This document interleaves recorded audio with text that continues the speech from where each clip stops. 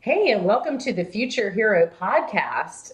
My name is Ann Humphreys. I'm guest hosting this time around. Thank you, Ann.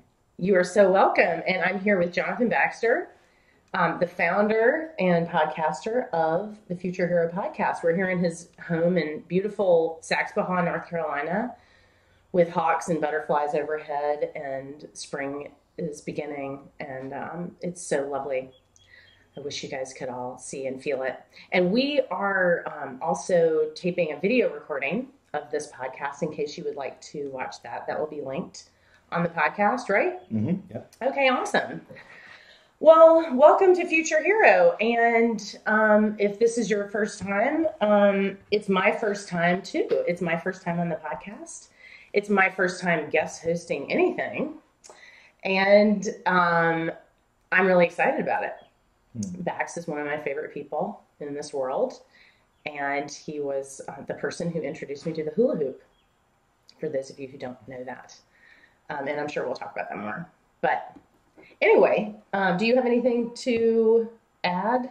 No, just thanks. And I just want to be out and open about this, that I asked you to, if you would sit in with me, because I've gotten, over the years, lots of questions, and some through the podcast, people have written. And so I wanted to talk about those things, but I just felt kind of like a dork talking about it by myself. So thanks for stepping in here. We all know everybody wants to peek behind the curtain of Baxter. Who is Baxter really? I know, and now you guys will too. We're going to find out everything today, and more. Sure. First of all, I just wanted to ask you about, I know you have a very strong relationship to music, and that's been a really determining thing in your life, and I wanted to ask you if you can remember what your first favorite song was. Oh, man. Wow, I'm glad I didn't know these questions. Yes, that's what I'm saying. You caught me on that one. The first song, it was probably a Prince song. Yeah. Probably. Prince was like the first musician that I declared devotion for. Really? How did you do that? Well, just like, I feel like everybody does that. That's like, especially at that age, like when you're 5 or 6 or 7 years old. Oh, at 5 or 6 or 7, that was when Prince touched you. Probably. Oh, yeah. I know that because my nephew is like forming those same relationships to music right now, so I understand. I don't know. I don't want to, I think his first album came out in 1979. Right. So definitely by the 10-year-old version of me, for sure. Yeah. And I liked R&B a lot. Mom would play country music, but I didn't really vibe on it too much. Okay. Although now, like when I go back, I kind of like what she was playing. Really? Can you give us an example? Kenny Rogers. Kenny Rogers! My mom. I thought you were going to start singing. Love Kenny Rogers. How can you not? I mean, he is just the perfect man.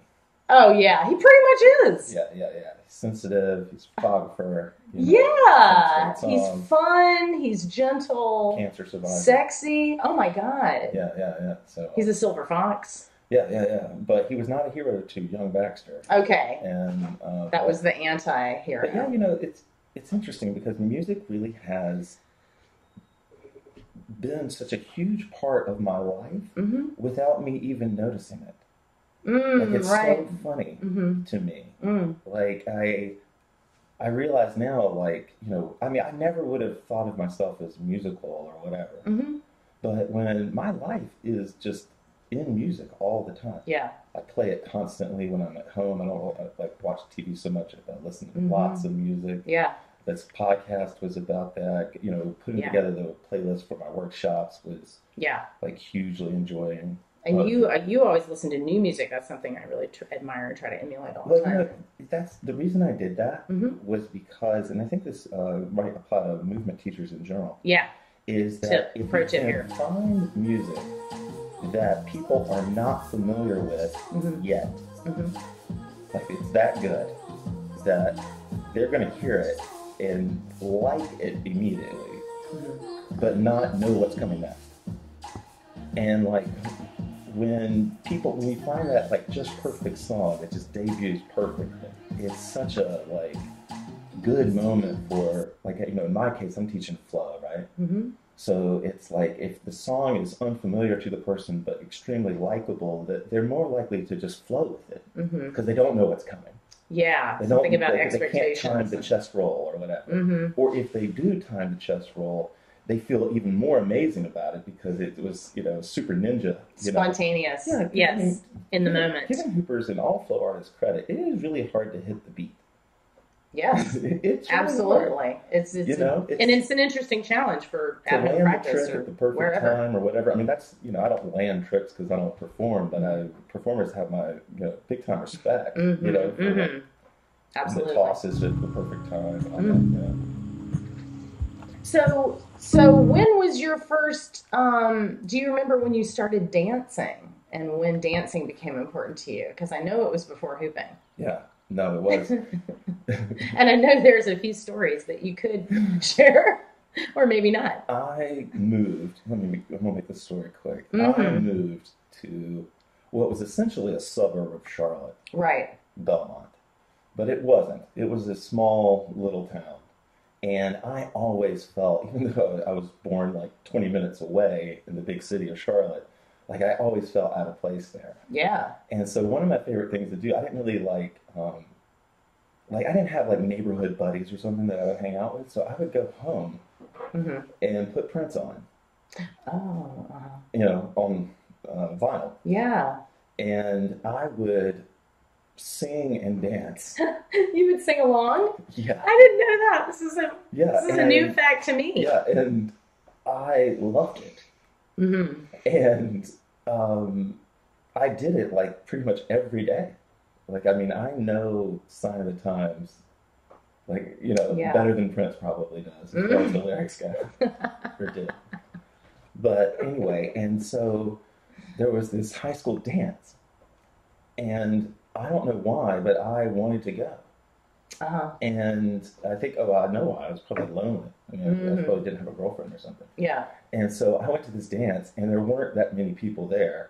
And in small towns, like back in the 80s, the machismo factor, there weren't a lot of dudes there. Oh. Yeah, and so, but there were, you know. Mm-hmm. And, you know, most of the dudes there were like the African-American kids there. Yeah.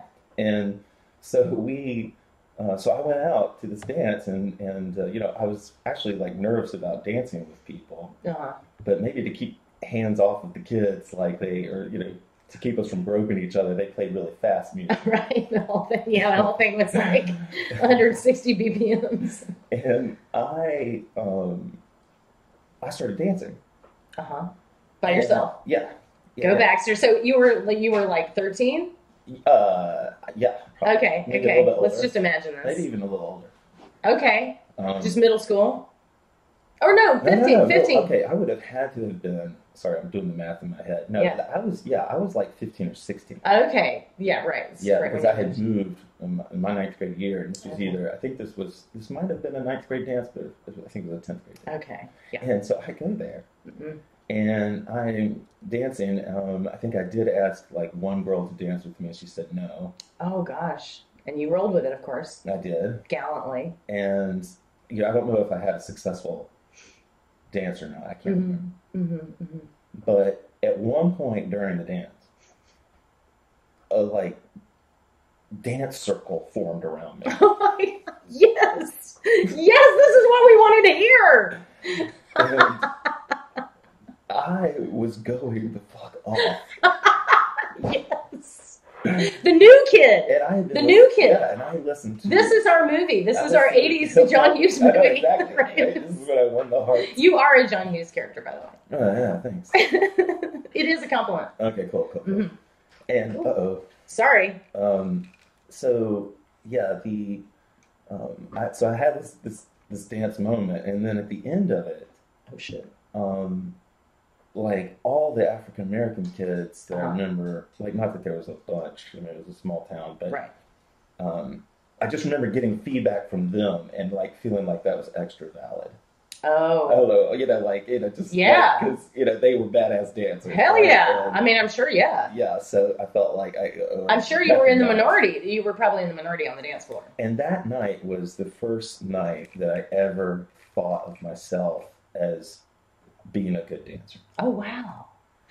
Yeah, wow. And good dancer. That's debatable. I don't know if I've ever somebody could not think I am, but I thought I was. Yeah. And that gave me, and the funny thing about it was like, afterwards, all the teachers, like now that I'm in my 40s, like I realized what was going on. So what was I think I was kind of MILF bait for the night. Oh God! I think like. Oh no, that wasn't, you you swerved there for me, sorry. These are jokes. These are all jokes. Oh my God. This is pure entertainment, folks. Are you done with that technical? Yep. Okay. Yep. My next question is, why did you start hooping? Why did I start hooping? Be honest. Okay. I started hooping. Well, my whole hoop story is, it's so long that, but I would say, just to synopsize it so I don't bore everybody. Mm-hmm. I was introduced to hooping, and it's what was then late 2001 in its modern form. Right. And but it was waist hooping. That was really all we knew in the look. Okay. Pretty wow. much what everybody. Two moves.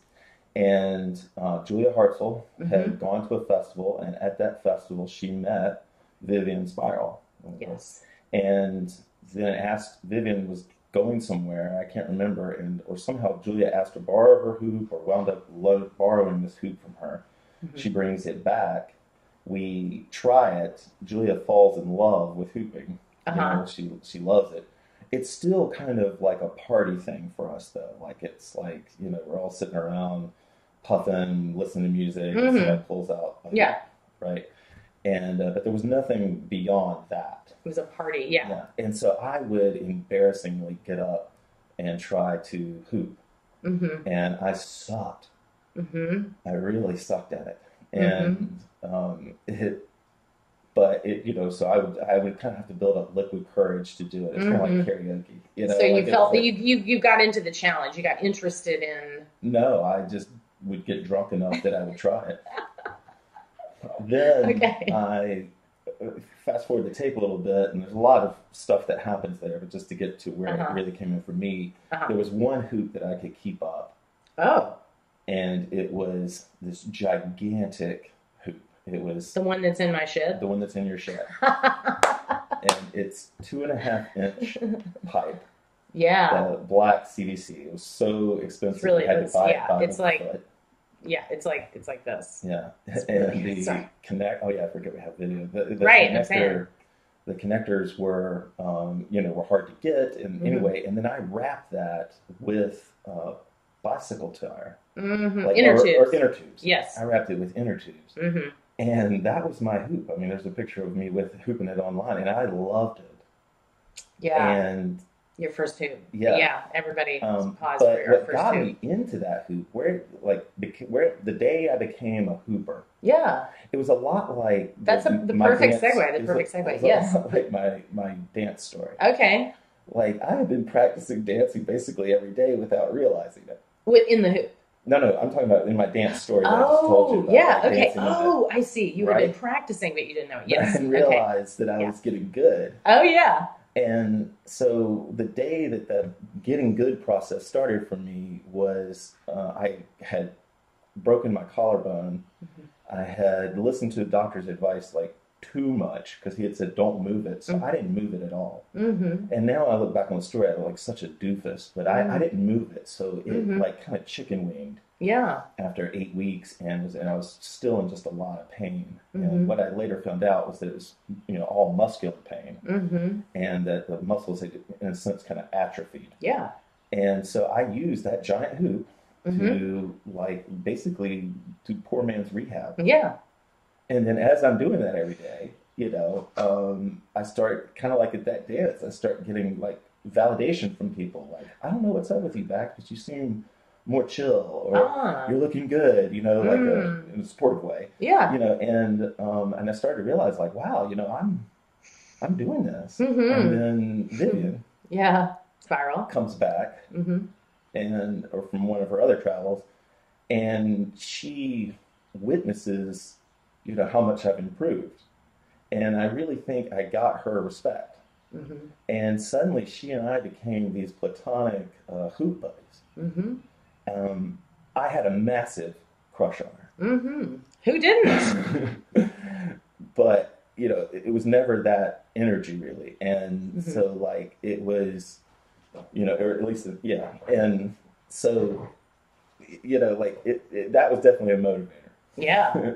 You know, having, you know, but the reason I'm still a hooper, though, is because I had so much fun doing it by myself. Yes. You know, and so it was like the first sport that I ever played or did activity that didn't really require a partner. You know? Yeah. I didn't do yoga or anything before that, and so, like, I was, you know. I'm just realizing you should come a little bit more this way. Okay. So I wanted to ask you also, if we're ready to move on. I'm ready. What do you remember about meeting me? Oh, God. Because I know I've recounted the story many times of the first time I met you, but... I have told you this before. I had a very crude, You were talking about what Elias said? No, I know this is like else. Way early on in my hooping days, so I had not transformed. Okay. You were still a bro. Zero, yeah. He was a bro. Bax was a bro. And football watching. I think in some ways, like, you know, my inner author is always creating characters out of the extras in my way, in every one of the scenes. Yeah. And so you were an extra. Okay. Because you're very attractive, and, like, so of course I had seen you. I just got automatically cast as an extra. But for some reason, you and I won't say her name just in case you and your friend. I refer to you guys as the shit don't stink girls. You did tell me that. I still don't know what the hell you mean. I mean, I guess maybe I know more now, but at the time you told me, I was like, what? I think that I think maybe I was on the incel path. And I just started to, like, I think that I just was starting to hate women because they rejected me constantly. Oh my God! No, this is perfect. This is beautiful. I really did think that you were this, like, uppity, stuck on yourself kind of thing, and I have no idea why. Like, it was not based on anything. all the men I'd see you with, they were all Chads to me. Oh God! John Howie is a Chad. Yeah. So, but, you know, then, you know, the day I met you, you know, like, you know, I remember, you know, I met you through Kim Awan. Yeah. And Kim Awan was my art teacher. At UNC. And, you know, subsequently my, like, first male hoop buddy, or one of my first male hoop buddies. Definitely my most regular one. For sure. And, and he introduced me to you, and, do you remember that day? That meeting? I kind of remember it because of the New York Times. Really? Because I think I was reading the New York Times. You had it under your arm, as you often did at that time. Yeah, because that's what I would do. Yes. That's because that really brings the women in. Yeah. When you're not wrong. There is no lies detected. The New York Times. Yeah. But yeah. So anyway, but yeah, I do remember, and then we kind of. I remember you came to hoop class. The funniest thing was that I had another theory about you. Okay, here we go. Yeah. Well, when you came to hoop class, this tells you how puritanical I was. Oh, yeah. I thought you might have ulterior motives. I did. Coming to the class. I totally did. Yeah. Well. Am I going to prove your theory? Kind of resented that. I was like, she needs to be here for the spirit of the hoop. Oh my God. Well, you know, the spirit of the hoop caught me once I got there. Yeah, yeah. That's what you didn't understand. Kind of, it caught you. No, it caught me. It caught me. But I got... Your first class was hilarious. And I developed another wrong theory. Okay, we're on theory number 3 now. But this one was more of like a movement teacher type theory. Okay. And it's pretty crude. Like, but dude, okay, are we noticing a theme here? I noticed that when women that were really pretty came to class, that they had a really hard time letting go. Mm-hmm. Yeah. And you were so rigid. So uptight. Yeah, and I was just like, God damn it. But I told you why. I told you my theory. Yeah. So anyway, but that's, then... Because I just want to explain to the hoopers out there that what was actually going on was that I had seen you hoop, and I had seen Spiral hoop, and I had seen Beth hoop, and to me it looked like y'all were barely moving. So when I got in the hoop, I was automatically just trying to move as little as possible. Right. And but they laughed at me about it behind my back. Well, you have to kind of freak out to learn hooping. Absolutely, and I understand, and I did. I mean, my memory of that night is really, it was the turning point of my life, really, and it absolutely was, because I did feel a freedom of movement in that class that I had never felt in my body before. And it was because of 2 birds, and it was because of the blindfold and the combination of those things, and the fact that I was able to drop out of my mind, which was really hard for me. Really, really hard. And the thing is that when you're in that state, you don't realize it. People are always like, can you get in your body? And it's like, what the what are you talking about? I don't know what you mean. That's absurd. So it was, I did by the end of the class. I do remember the beginning of the class, and when I was first getting the hoop going, it was like, I've got to try, because I didn't want to spaz out, because I was crushing on you. And so the last thing I wanted to do was spaz out in the hoop. Yeah. So I was really trying to control my movements.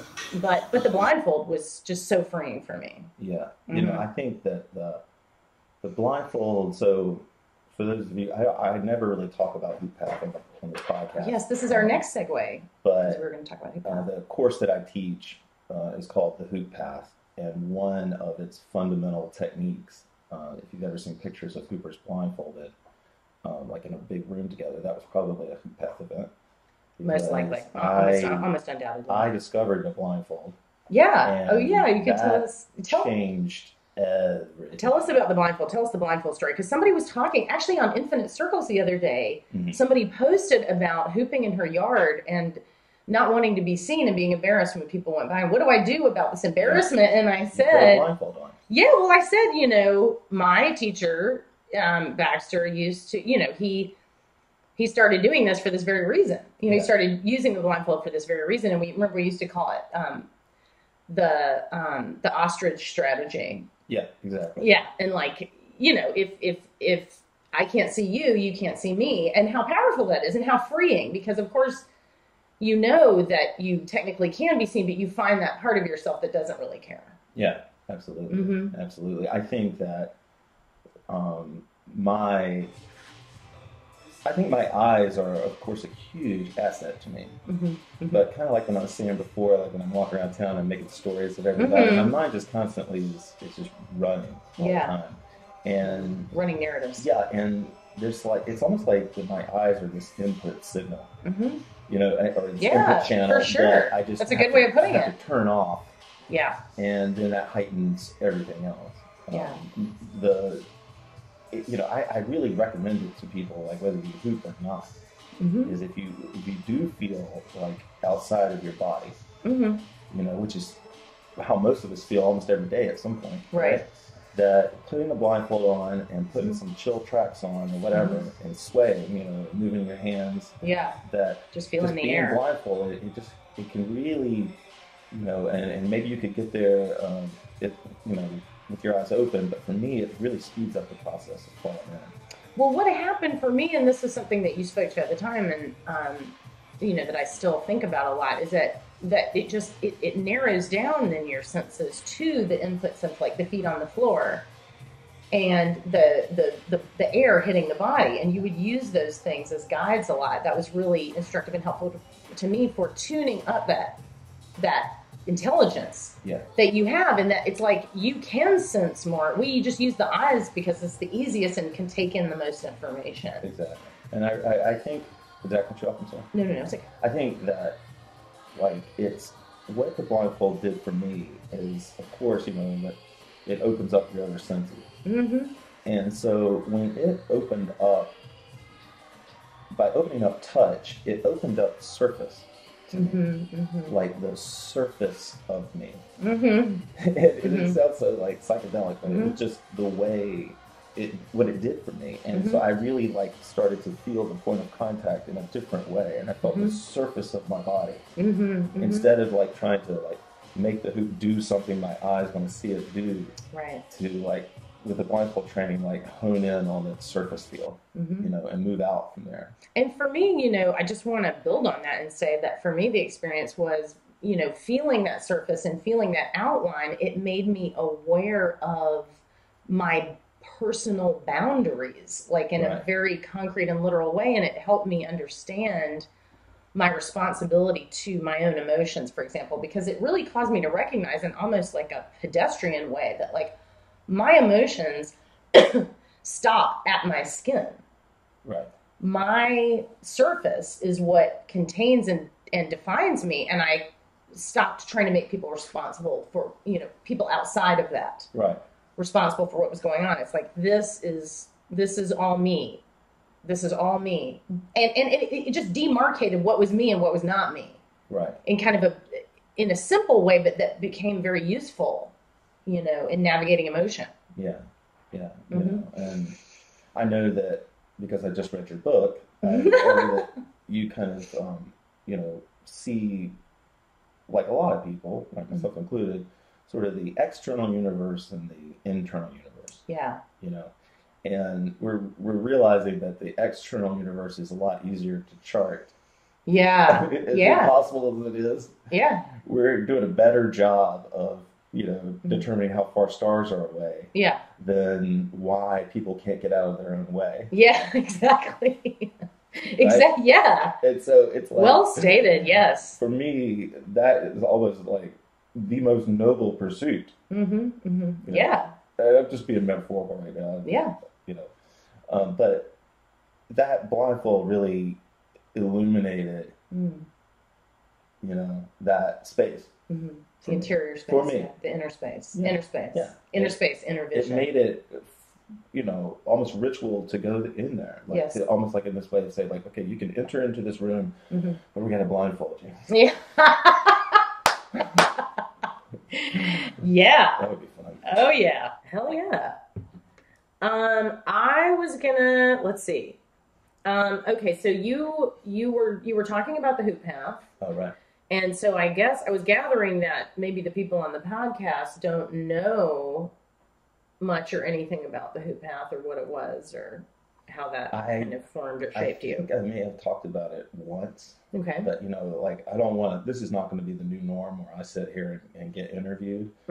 You know, so I haven't really wanted to talk about me so much. Right. You know? This is like a special. Yeah, this is like a special edition. But yeah, the HoopPath is the program that I started in 2005. It wasn't called the HoopPath when I started it. Did you call it anything? It was just Hoop Class. Hoop Class. Yeah. And Viv and I were going to team teach it, and then I taught the first one, and she says, "I think you should be the talker."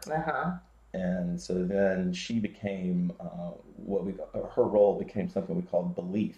Oh, yeah. Belief, strength, grace. I was just thinking about that. So we can talk about that. And one of the things that was just like, it's like I'm a dude, and I'm showing somebody something, and it's inevitable that they might be like, you know, it might not be as relatable to them because, you know, I'm built different and look different and move different. But when they saw Vivian do it, you know, this like goddess of strength, who also made it look easy, which was appealing. Yeah. You know, she didn't make it look hard. So she, like when I would do a concept, Viv was kind of like, you know, like the nonverbal teacher of what I was saying. Yes, you know, so that was a good way to start. And then, you know, then Viv and I went separate ways. She decided to go the performance path, and I decided to go the teaching path. And when I started teaching hooping, and I really encourage anybody that loves a movement to, you know, and you know, can be in front of people. Yeah. try to teach. Yes. You know, like if you're, I think it's a certain level, kind of like Burning Man. You have to be a pretty big burner to get to art car level. Right. Like, yeah. You have to make a big commitment. Right. Yeah. Right. But, you know, I think that, oh, shucks, I lost my train of thought. I got stuck on Burning Man. Damn. But anyway, with the HoopPath, you know. Oh, yeah, the HoopPath. Yeah, belief, strength, grace, Vivian being belief. Yeah, and that if you were a really big geek, like at that level, then you appreciated it. And it became the HoopPath once I started getting that feedback of trying. Oh, that's what I was saying. Oh. Was it like if your movement practice is your art car might be leading the class? Oh, yeah. Yeah. I'm sorry. Yeah, that analogy, yes. Yeah, you know, that like, like for the super geek, and I mean that in the most flattering way, that like the next level of geekery for me was teaching. Yes. And you learn and so I think performance is another way to go. Yes. You know, because I think performers forget more things than I'll ever know. But when it came to teaching, and one of the other things that that came out of that story, and this is going to sound a little prepared, but just because I've said this a bunch. Okay. But like maybe we never would have known. Sometimes you have skills and gifts or talents that there's not a modality that best harnesses them yet. Yeah. You know, that like it's, you know, like you believe in yourself, you know, and you believe in some talents that you have, you know, but when you go into the modalities that you think might utilize those talents, sometimes it's not there. Or sometimes it's there, but just like the emotional connection's not there. Right. You know? And with HoopPath, what I'm so grateful for is that it slowly, just organically kind of built around my strengths. You know? And I have a lot of weaknesses. But, you know, we were talking earlier about how much music means to me. I found that skill really helped me. A lot of people would come to my workshops just to hear what music I was into. Yeah. You know? And so, yeah, so like, as the HoopPath grew, and by growing, I mean I started to tour. And I went around. We started to tour. Ann was my booking agent. And she would book us all over the place. And really, Ann, you know, like, just because this is public record, you know, like you know, essentially launched the HoopPath. I mean, I believed in you. I had belief. You had a lot of belief in me. And you really believed that you could put me in whatever situation, however challenging, and I would do okay in it. And for the most part, you were right. You know, but I remember it was your idea to go to 2 days. It was your idea to go to 3 days. Yeah. It was probably one of the best ideas you ever had was when you decided to make social events between the days, particularly like the Saturday night party. And I kept that tradition long after, you know, you and I went separate ways professionally, you know, and you know, it's a custom in the hoop community now.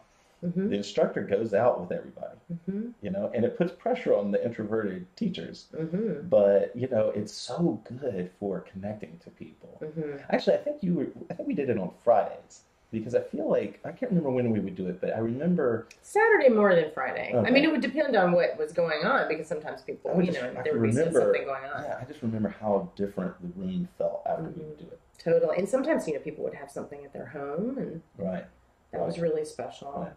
Yeah, so then, you know, I was bartending, and then all of a sudden, you know, I was doing well enough that I could leave the bar, and I could not wait to leave the bar. Yeah, I just felt like it was, I don't know, I just got the heebie-jeebies. For sure. And I would bartend again. I'm not against bartending, but for me, I was in a last call bar. It had gotten kind of cocaine-y. Yeah. I never did it. Still but, is. You know, it was starting to, I felt like I was peddling regret for a living. Yeah. Essentially. Yeah. Like I'm just serving regret. Yeah. In cold 12-ounce bottles. Absolutely. And depressing. Bartending, I mean, you know, it just gets depressing no matter what. Yeah. And, that's like, again, like just to say something that might be relatable to somebody else, that's kind of like one of those things. It's like, the money was a little bit more consistent as a bartender. Yeah. But it was creating kind of this deficit of just inner good feeling. Absolutely, I just wasn't really, I remember my dad at some function that we were at, and I was well into adulthood and whatever, and he was too embarrassed to say what I did for them. Oh. My dad's Methodist minister, so it was particularly, it was cute. Yeah. But yeah, when the HoopPath came in and then it slowly formed, it really changed my life. Absolutely, mine too. That energy that you brought in, it started what essentially became the HoopPath community. And I think what really bugs me is the cult stuff. Oh, wow. Because, no, we're not going to go into that. But what bugged me about that was that it besmirched this beautiful community that was there. Yeah, that is the word. That was the worst thing about it. Especially initially when, I mean, people are weird. I mean, it actually helped my attendance in classes. I think people just want to see what the hell. How do you start a hula hoop cult? The secret is you can't. Well, the fact of the matter is that that's just how people behave. I mean, it's not anything, people are very eager to project and to seek leadership. And there's something really necessary and vital about leadership, and it's very hard to manage how people project and what to do about it, how to handle it. So that was actually something about the HoopPath that was, that was an ongoing issue. And,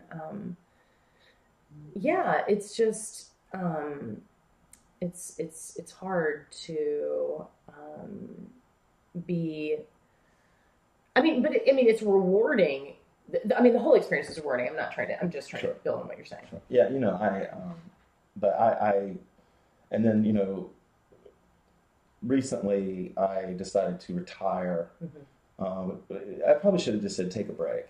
Yeah. But I really needed to take space from the touring because, to have any kind of living, plus you have to kind of strike while the iron's hot, and so I was going to sometimes 40 cities in a year. There was one year, 2015, I think, or 2014, actually it was 2013, where I was only home for 5 weekends. Now, that wasn't all work trips, but, I was just never around. Right. And so I had decided to retire, not because I fell in love with hooping at all, but kind of true to the name of this podcast, I just started thinking about my future self. And the more I thought about it, I was like, man, I don't know if I can be lifted speakers out of a car and fill in a gymnasium, well into my 80s. Right. And so using that as a segue, then how is your life different now, or how is, what are the differences, and do you feel some of that groundedness that you were seeking? Yeah, I feel I got it. And I'm not. I think I still have a long way to go. I didn't go crazy. I didn't get into a classic depression or anything like that. I just needed to tend to that inner universe that we were talking about earlier. I needed to start to tend to that. That when you start really looking at yourself, you start, you can identify, we use the language that's there for us. So we start to identify our operating system. That we realize we're not just the parts, but we're also how the parts work. And I really needed to work on my operating system, and when you sell tickets to yourself, it warps your mind, and it was just there was just a lot of pressure, right? Because you're going, for me is I'm showing up, and I'm sure I put more pressure on myself than was necessary, but I'm showing up in Calgary. Yeah. This has been sold out for months. There's 50 people there crammed into this 4,000 square foot. There's huge speakers. Yeah. And some of them have, without, as far as their hoop universe, they've been waiting for this for years. Some people have been waiting this many years, and then they show up. And I always, always, always try to deliver. Like, I never, despite what somebody might think, and I don't know if anybody would say this about me, I would hope not, but I never phoned in a workshop. Mm-hmm. Oh, that's true. You know, but what I started to realize while I was on the road was that not taking care of some of this inner stuff was inevitably affecting my performance as a teacher. You know, and so I just, you know, I know we're kind of running short on time now, but I just want to say that, you know, to you, that I really appreciate, you know, all the encouragement that you've given me, you know, and to my HoopPath community that I love, you know, and we can call it whatever community we want, but this network of people that I miss being there for them. Hoop family. I think that I have a feeling I'll be back. But I wanted to be authentic and real to them and give them the best Baxter that I could. And I am the most mentally healthy that I've ever been. I feel so, I have, like, I can make jokes again. I'm not super bummed out about Trump anymore. I mean, I still am, but oh no. I have spoken. Sorry. There's a strong odor in the room suddenly. Let's clear it. Well, we can't end on that. No, absolutely. We can't end on the political part. I have a question. Okay, here, maybe this can be the last question. Okay. Do you consider yourself a person of faith? Wow. Was that too hard of a question? No, it's not too hard. I just want to make sure whenever somebody asks me a question like that, my brain immediately writes a 30-minute response. Right. So let me bring it down a little bit. Okay. Well, can you say... I do not have a faith. Okay. But I believe in faith. Okay. Did this just go out? No, you're okay. It might be mine. I believe in faith.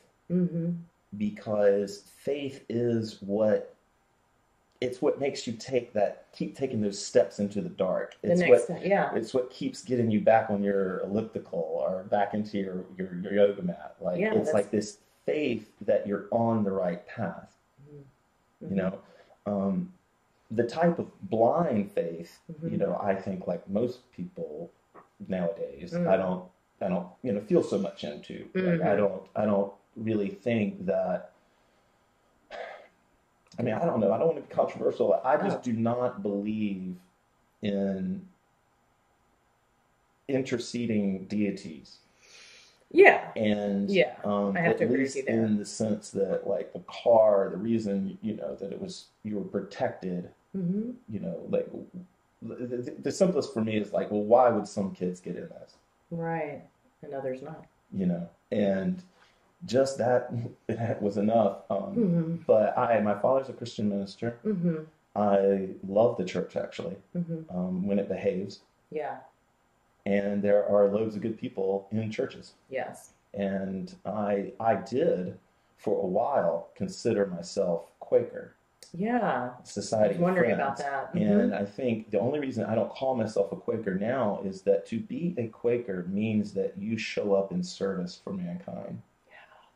And I have been taking so much care of myself that I don't really think I can call myself a Quaker right now.